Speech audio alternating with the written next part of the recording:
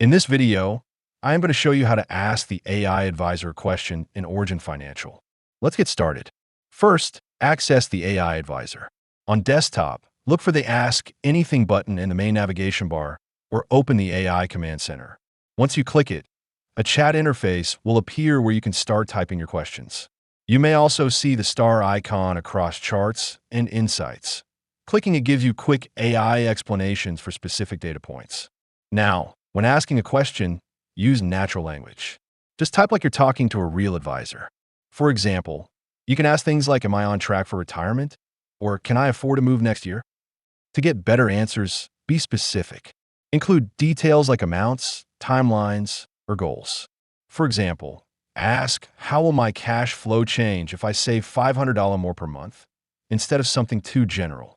You can also run what-if scenarios. Try questions like, what happens if I buy a house in 2027, to see how different decisions affect your finances.